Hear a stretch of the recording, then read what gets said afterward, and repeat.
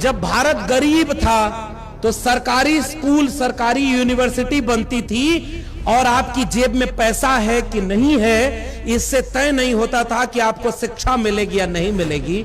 और 75 साल बाद जब भारत अमीर होने का दावा कर रहा है, सोने की चिड़िया होने का दावा कर रहा है, तो शिक्षा महंगी हो गई है। स्कूल, कॉलेज, विश्वविद्यालय बंद हो रहे हैं और सरकारी की बजाय प्राइवेट स्कूल खुल रहे हैं। संविधान के 75 साल का जश्न मनाया जा रहा है, लेकिन हम जैसे अंबेडकर, फूले, पेरियार के विचार को मानने वाले, तथागत बुद्ध को याद करने वाले एक सवाल पूछना चाहते हैं हम अपने आप से, इन 75 सालों में हमें क्या मिला?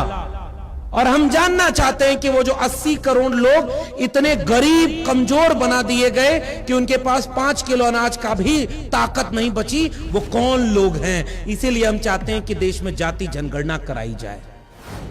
आप अगर किसी गांव में चले जाइए, अगर जाने के लिए अच्छी सड़क नहीं है, कीचड़ वाला रास्ता है, कच्चे और अधूरे टूटते मकान हैं, निराश और बेबस बेचारे लोगों के चेहरे हो, तन बदन पर गंदे कपड़े आधे अधूरे हो, तो पहचानना मुश्किल नहीं है कि हो न हो ये किसी बहुजन समाज के व्यक्तियों का ही घर और बस्ती हो। जब 75 साल पहले के लोग गोबर नहीं खाते थे, इतने तो समझदार थे। 75 साल बाद आज आपके बच्चों से कहा जा रहा है कि गोबर में भी विज्ञान है।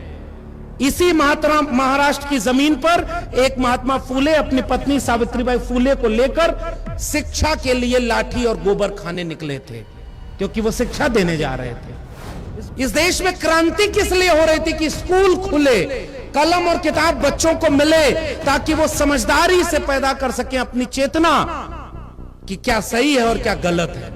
आज जो स्कूल खुले हैं उन सरकारी स्कूलों को बंद किया जा रहा है। बताओ महाराष्ट्र वालों, आपके यहां सरकारी स्कूल बंद हुए कि नहीं हुए?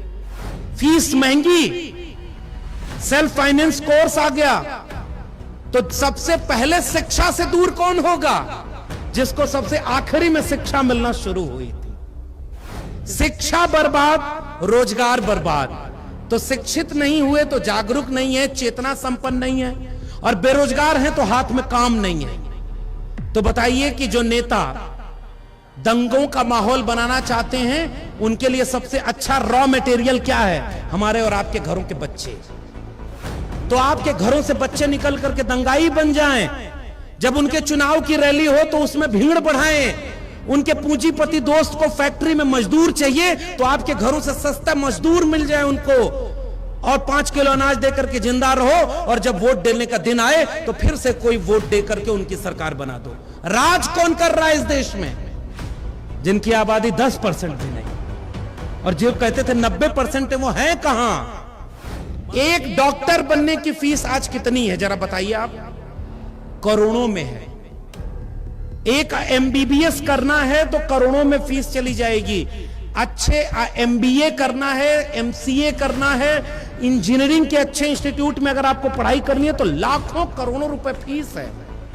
और हमारे लोग कहां हैं? 5 किलो अनाज उनको मिल रहा है, अभी लाइन लगाए हुए हैं। आज भी इस देश का एक इंस्टीट्यूशन बता देना जिसमें OBC 60% हो पाया हो। 27% भी नहीं है। 27 छोड़िए, आज देश के सेंट्रल यूनिवर्सिटीज में OBC प्रोफेसर 4% है, आबादी 60% है। यानी जिस देश में 100 में 60 प्रोफेसर OBC होने चाहिए, उस देश में 100 में 4 प्रोफेसर OBC हैं। और OBC सबसे पहले धर्म बचाने की लड़ाई में लड़ने चला जा रहा है। अरे धर्म तो दिल में था रे भाई, मोको कहां ढूंढे रे बंदे, मैं तो तेरे पास में। ना मैं मंदिर, ना मैं मस्जिद, ना काबे कैलाश में, ना मैं जप में, ना मैं तप में, ना मैं व्रत उपवास में, खोजी हो तो तुरते में लियो पल भर की तलाश में। कहें कबीर सुनो भाई साधो, मैं तो हूं विश्वास में। मेरे यहां का मुख्यमंत्री अगर आप कांवड़ लेकर जाएंगे तो हेलीकॉप्टर से फूलों की बारिश करेगा, और नौकरी मांगने जाएंगे तो लाठी से बारिश करेगा। और हमारे नौजवानों को अभी भी पता नहीं चल पा रहा है कि उनको क्या चाहिए। हम पता ही नहीं हमें कि किसको मजबूत करना है। विपरीत परिस्थितियों में जो निडर होकर के, बेखौफ होकर के लड़े, आप हिम्मत बन के उसके साथ देना चाहिए। आप न लड़ पाओ तो दूसरे आदमी को तैयार करो जो लड़ने वाले का साथ दे। अगर वो भी ना कर पाओ तो चौराहे पर जब बैठो तो उसकी तारीफ किया करो कि हां विपरीत परिस्थितियों में भी लड़ने वाला कोई खड़ा है। अगर वो भी न कर पाओ तो जा करके उसकी आर्थिक मदद कर देना। अगर वो भी न कर पाओ तो केवल इतनी मदद करना कि उसका विरोध मत कभी करना और उसका विरोध मत होने देना। लेकिन सच बताइए, हमारे समाज की सबसे बड़ी समस्या क्या है? हमारा पहला विरोधी हमारे घर में पैदा होता है। Am I right और रॉन्ग? हाकिमे शहर क्यों किसी बात पर अब ठौर करे, उसकी मर्जी है, जिसे चाहे उसे गौर करे। सोचते सब हैं जरूरी है बगावत, लेकिन चाहते ये है कि आगाज कोई और करे।